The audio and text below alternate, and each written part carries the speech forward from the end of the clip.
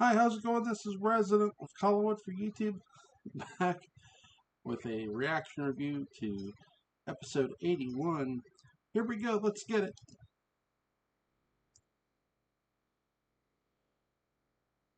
So Vicky's talking about the past 18 years, how the the staff has been one man who lives a lonely life. And that one man is Matthew Morgan. We're actually getting a location shot here, a tracking shot of Matthew Morgan. Great job as the car passes him. Horn honks.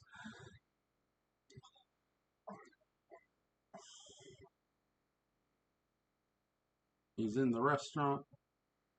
And there's Burke Devlin. This episode is directed by John Sedgwick, by the way. It's written by Art Wallace.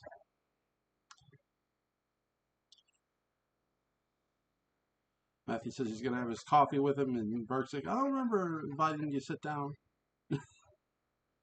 Burke's reminding you, put your big paws around my throat. He apologizes to Devlin, too. He says, don't bother. This is a very... Another table or the counter, Matthew, anywhere but here. I like, too, when Devlin was talking, Burke had a cigarette in his mouth, and you see, like, the cigarette smoke come out of his mouth and nose. Really good. Really good.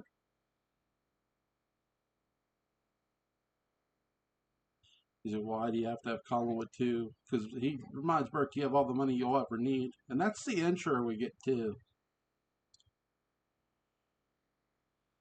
Bob Cobert's music. The entrance to DS.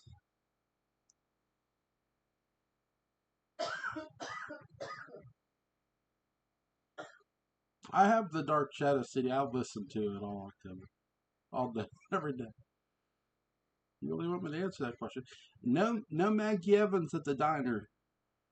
It's not Maggie.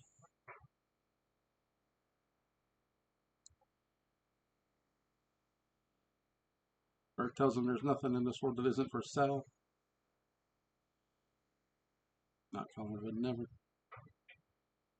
Never is a long, long time. It's just, Susie! How come we never get Susie's life story? I'm kidding. You think he was murdered? Devlin, yes. And you see Burke sort of bow his head like in guilt, too. He's like tapping his left hand. This is, again... So, they're having this conversation about Bill Malloy's death now. I've talked about Thayer David's facial expressions in the previous episode. I love how Art Wallace, the writer for this episode, and John Sedgwick capitalize on the previous episode. Okay, we showed Matthew Morgan looking, concerned about what Carolyn was saying about Bill Malloy's death, that Burke's not going to let it go. This is an episode. Here's Matthew Morgan, Thayer David's character, sitting across from Burke, a man he tried to kill, strangle the life out of. And when he asks Burke, do you still feel Bill Malloy's death was a murder? Because the coroner ruled it an accident. Burke says yes. And you see not just a look, but he bows his head. You see a real somber look, and you see him take his left hand. He's like tapping it against the table, thinking of what to say or do. And this is, to me, this is to where a very different Matthew Morgan is showing. We've seen a very rough posterior from Matthew for a while, and now you're getting a very somber Matthew Morgan to the point of, he doesn't want trouble when he, not too terribly long ago, he tried to kill this guy. Like, what gives, right? What gives? That, and I do think Art Wallace and John Sedgwick are, to me, they're starting to paint Matthew as a suspect here a bit. Not heavily. It isn't the sheriff asking a question. It isn't necessarily Burke asking anything. This is all Thayer David. And give the devil his due. He damn sure deserves a lot of credit for what he's doing. He is selling, really, Matthew Morgan's conscience in every way, shape, and form in these episodes, in my opinion. All right, let's get back to it. He says, I don't agree with the coroner's view. That's a law devil and it should be over. Lloyd was a good man. Should have been more decent. More threats and more violence. Talk to me about threats and violence. He said, I said it was sorry. You see Matthew's hand shake a bit too, reaching for his coffee. Good job by Thayer. There's Susie. We don't know anything about Susie. Did you imagine if Susie would have been one of Barnabas's first victims? Who cares about Susie, right? No one cares. That's a long way off, Barnabas. What happened? Bill was killed. She lost her job. Whatever happened to Color?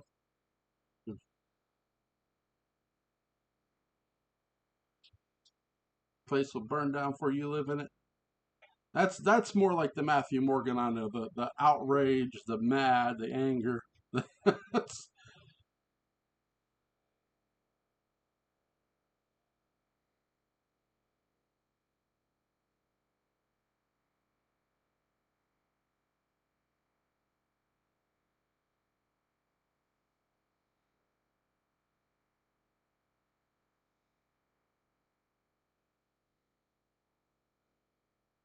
She called Mrs. Johnson. This is Burke. Burke here, Mitchell Ryan did a good job of like probing information without actually probing.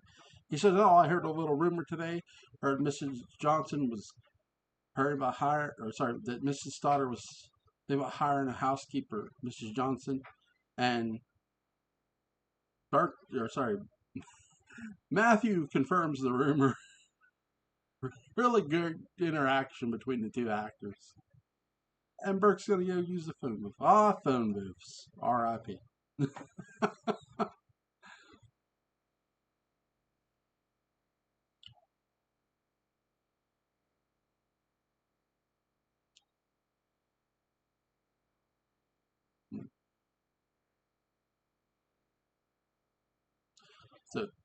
So he's phoning Mrs. Johnson.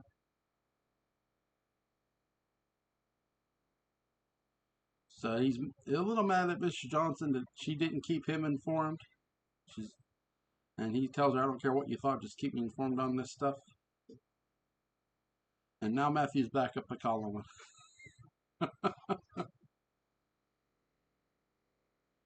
So Matthew does admit the truth. He does say, I sat there talking to him, there wasn't any trouble. Yeah, no, there really wasn't. It's not really. I can't say he's lying on this one. Mrs. Johnson, I don't want any unnecessarily provoked violence. And Matthew's like, going to go cut the hedges now.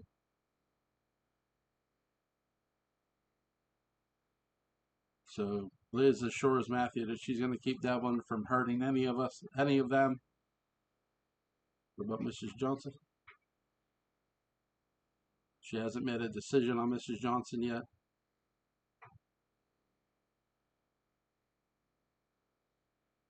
So Matthew's asked her, do you want another stranger in the house? But she does need a job. She got a family, a daughter.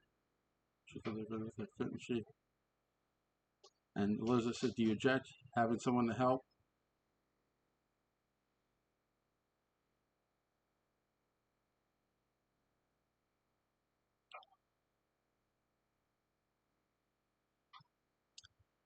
I've talked about this before, I would love to see a prequel series with Elizabeth. I really would. That would be interesting to me.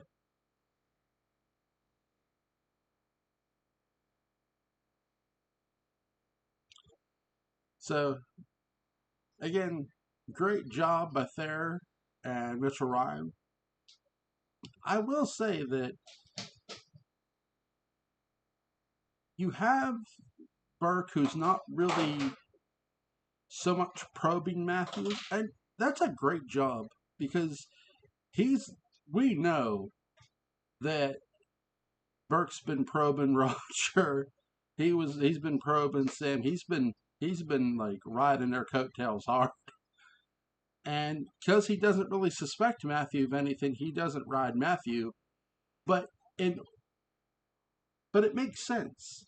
We talk about characters not knowing something. Well, just because a character doesn't know something doesn't make them stupid. They're just not. They're just not looking at the character because they have tunnel vision on another character. That's what that is. I mean, and really, why would you suspect Matthew if you're Burke? If you're Burke, you don't. There's just no reason to, you know, other than his loyalty to Elizabeth. It's like he had no loyalty to Roger.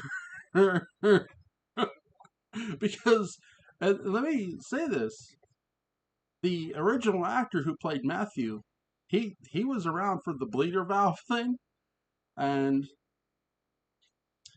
Elizabeth questions if he like messed with her brother's brakes.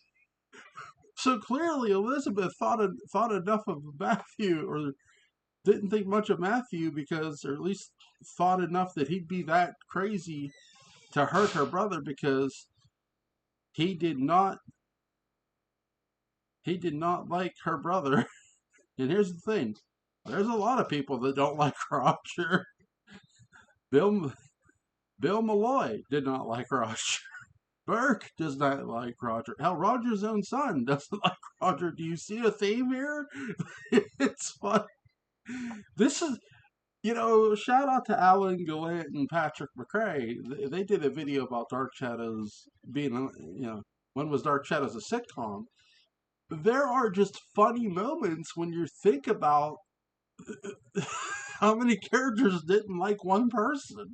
And there are literal funny moments in the series. I'll have to do a separate video later this month.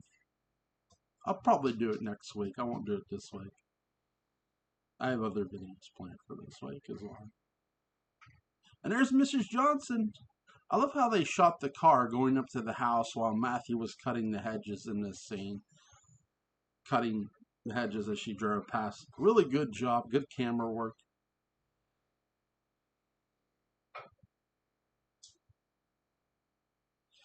Liz talks about all the television conversations they had. And Liz invites her to the drawing room. There's suspenseful music. Elizabeth, what a lovely room. I still love how Mrs. Johnson, the interaction between Mrs. Johnson and Burke Devlin in I think it's episode 79. I love that interaction because it's two people on the same side with different views on something. And Liz thinks about losing a close friend. She talked about Bill Malloy, and she talks about how Mrs. Johnson, Sarah Johnson, was close to Bill because of being his housekeeper all those years. She does know she hasn't had permanent help. I might have to revisit Mrs. Johnson's character retrospective for sure. There's some stuff that needs talked about. Again, another video for next week. I have other videos. I have episode videos lined up, so. Plus, I have a couple of videos to do today. This is one of them. I love how Mrs. Johnson is getting still choked up, but it's not an act either about, Bill's death. Do you think it was an accident? Don't you? I think it could have been prevented.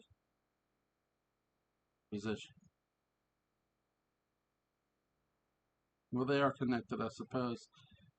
Liz is just really Elizabeth is just reacting to what the sheriff told her.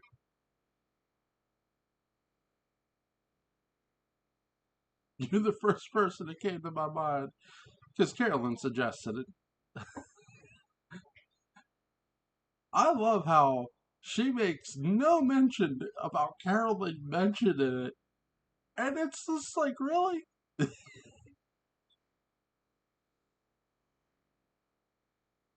Elizabeth just doesn't even give Carolyn the credit.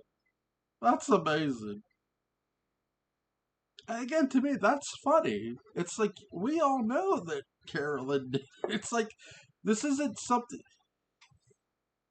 It's not something the writers are really trying to deceive the audience with. You can't deceive the audience with this. We all know Carolyn made the suggestion to her mother.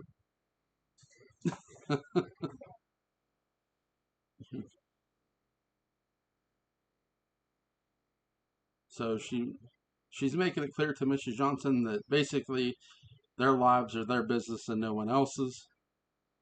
I'm not a gossip, and I respect each other's.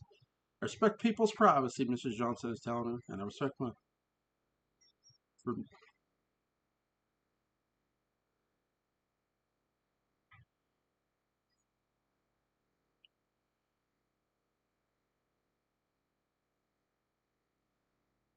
everything Mrs. Johnson says is true. She's not a gossip queen. She doesn't like eavesdrop on people's conversation. She didn't Bill Malloy's early.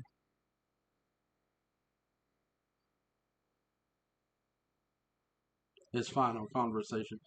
She just knew that they were shouting and that Mr. Malloy was shouting. So that's all she knew. And there's Matthew coming in the door.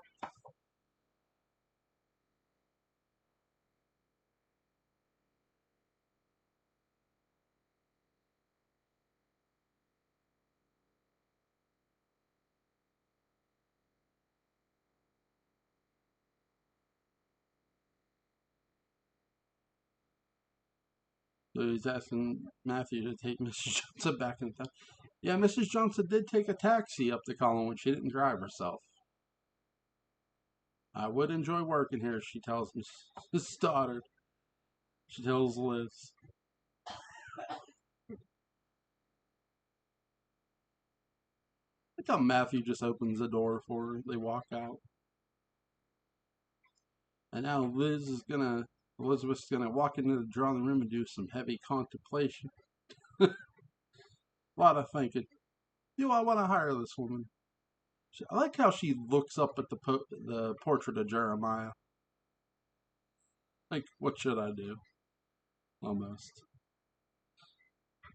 It was a great tracking shot in that little set there.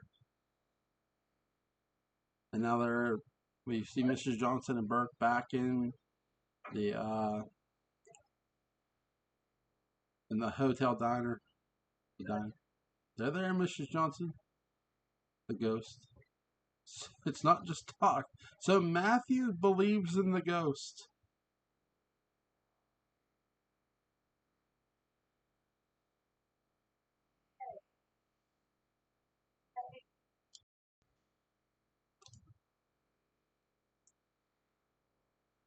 Pretty much, this is Matthew trying to talk Mrs. Johnson out of going there. And Matthew says something interesting in this episode. He says, I've never tried to hurt anybody, or I've never have hurt anybody.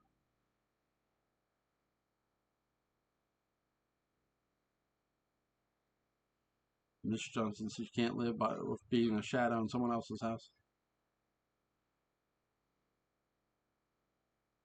So Mrs. Johnson sees right through Matthew. I like this.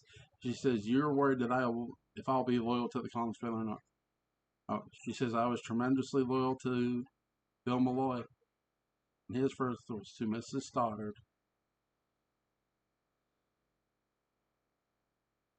And I love Third David just owns this episode. I love, he says, I don't want to talk about him, meaning Bill Malloy. Like, why? And again, you sort of see that guilt on his face here. It's really well done. Man, Thayer just.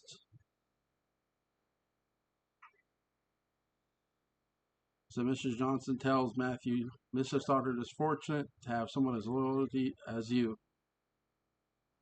I'm loyal to everybody in that family, all of them. That's not exactly true. He doesn't really care for Roger. He didn't care for him. Because he said once, I've made no secret that I don't like your brother. That's not loyalty. But did they change the character a bit? I don't think so. He could have just changed his mind about him. Can't see why. That David hasn't changed his mind about his dad yet. Again, character growth is a part of any series. Whether a character changes their mind or attitude about something or someone. And Mrs. Johnson.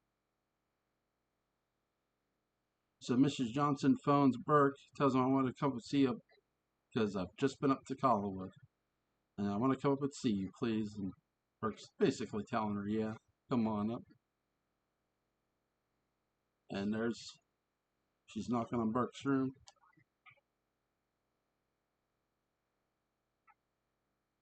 And Mrs. Johnson, what's the job when you start? She said, I'm not sure if I will start or not. She said she'd let me know. Burke asked her, what went wrong? Nothing went wrong, she said.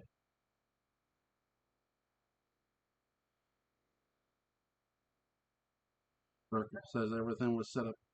I get Carolyn to ask her mother, hire you for the job. No idea. Yeah, Burke made the suggestion to Carolyn.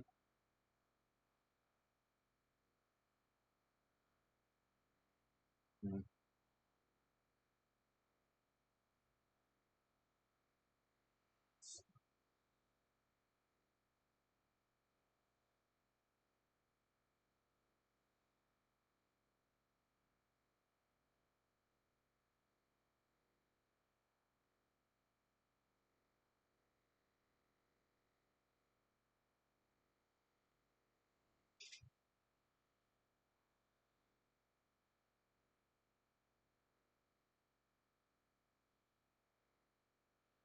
Getting great interaction here between Sarah Johnson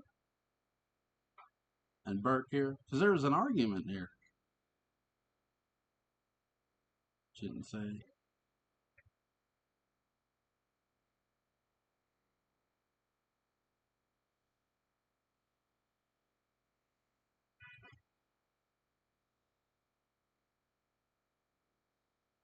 I won't be here for. So Burke says he's going up to Lookout Point where Bill was murdered. Vicky has that small clue. Some gruesome way Bill Malloy was murdered. And you get the music. And there's Elizabeth. We're back at the old house. There's Matthew coming back in. I love how Joan Bennett is playing with the pearls on her necklace. It lets you know the character is thinking and in deep thought.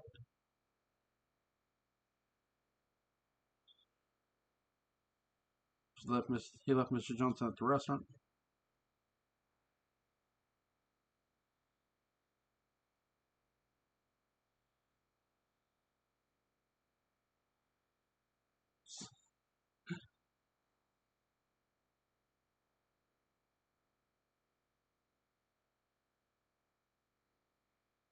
So Matthew says, whatever Mrs.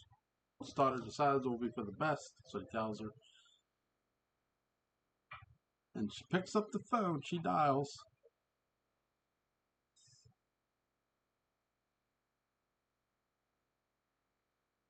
Mrs. Johnson.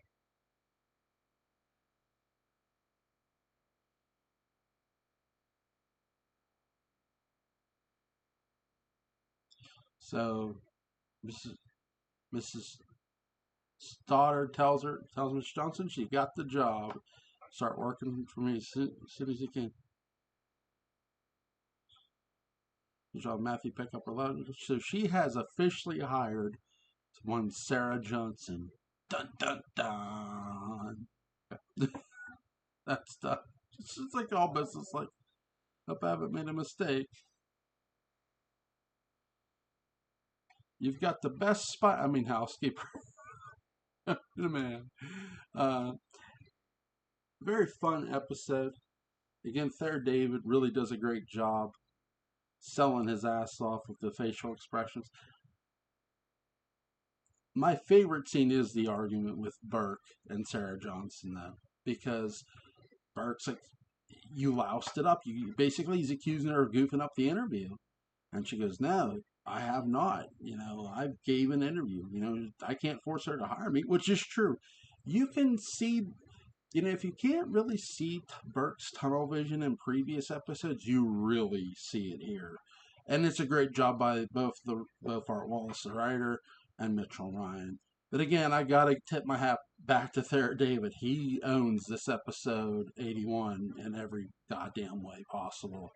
Just the facial expressions. To me, though they did make Matthew an initial suspect. Just because the police only question him one time, or we see a one-time question by the police, really, Matthew Morgan, Thayer David, reiterates that he is a suspect, and it's Thayer David that does it all. Just with his facial expressions, his emotions, his movements, his words. Great fucking job. I mean, I can't give him enough of a compliment, but link to this episode will be in the description box, guys. Go check this one out. All right, have a good day.